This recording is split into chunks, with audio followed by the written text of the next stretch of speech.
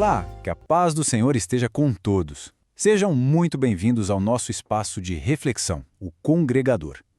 Hoje a gente vai mergulhar em um dos textos mais, viscerais e profundos de toda a Escritura, o capítulo 14 do livro de Jó. É uma passagem que encara, de peito aberto, as grandes questões da nossa vida, né? A existência, a morte e aquela busca por um pingo de esperança bem no meio do caos. E a nossa jornada começa com uma declaração, nossa, direta e implacável sobre a condição de todos nós. O capítulo já abre assim, com essa verdade que bate forte, sem rodeios, sem firulas. O tom já é esse, a vida é curta e cheia de provação. Pode parecer um começo meio sombrio, né? Mas é um sentimento que, vamos combinar, todo mundo entende, não importa a época ou o lugar. E para explorar essa ideia, o texto vai usar uma série de imagens, de metáforas que são de uma beleza e de uma tristeza impressionantes. O primeiro ponto que ele levanta é justamente esse. A nossa vida é passageira, é frágil. Olha que coisa poderosa.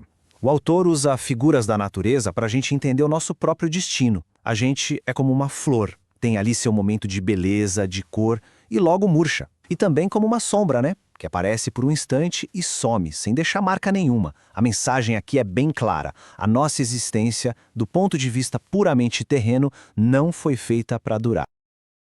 Então, o que fica estabelecido logo de cara é essa avaliação bem dura da nossa condição. A vida não é só curta, ela é vista como pré-determinada.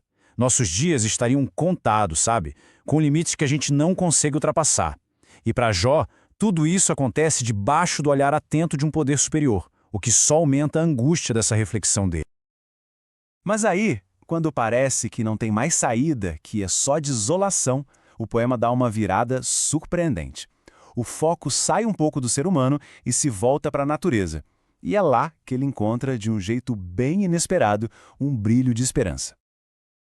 E essa imagem, gente, ela é a chave para entender o contraste do capítulo inteiro. Para uma árvore ser cortada, que parece o fim de tudo, não é o fim de verdade. Existe uma promessa de renovação, uma segunda chance.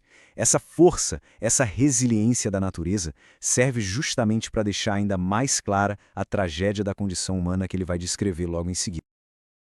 O texto descreve esse processo de um jeito lindo. Mesmo que o tronco morra ali no chão, que as raízes envelheçam, a simples presença da água, o cheiro das águas, pode despertar a vida de novo. É um ciclo de renascimento poderoso. A árvore pode brotar outra vez, como se fosse uma planta nova.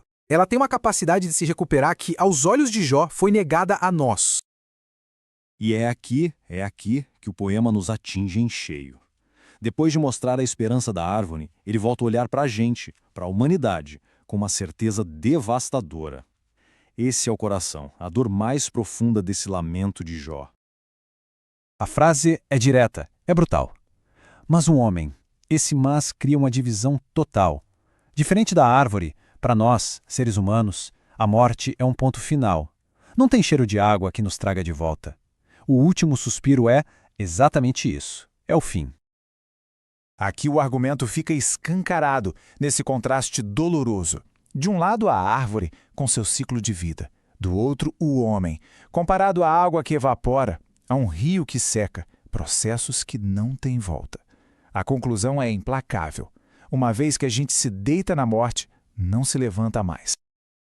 E para deixar essa sensação de perda ainda mais forte, o texto usa outra imagem da natureza. Só que dessa vez, não para falar de vida, mas de destruição. A esperança do homem, segundo Jó, vai se desfazendo, sendo corroída devagarinho, de forma implacável, como a água que desgasta a pedra, como a montanha que se desmancha com o tempo. É um processo que parece inevitável.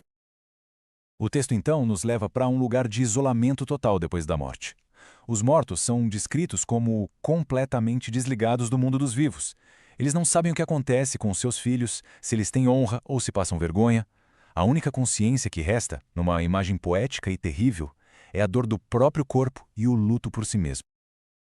Diante dessa realidade pavorosa, o tom do capítulo muda de novo. Deixa de ser um lamento sobre a vida e se torna um clamor, um grito direto, um apelo desesperado àquele poder superior que Jó sente que o observa o tempo todo.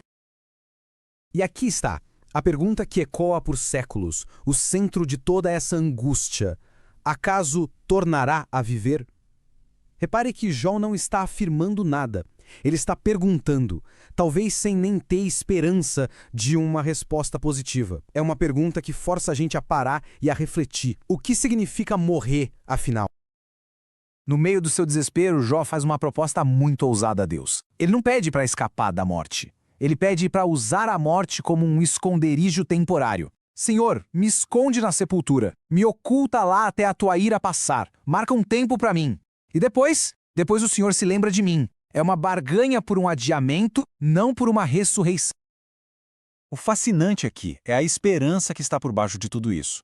Jó imagina um futuro em que Deus vai sentir saudade, terás anelo, ou seja, um profundo desejo, da sua própria criação, e vai chamá-lo.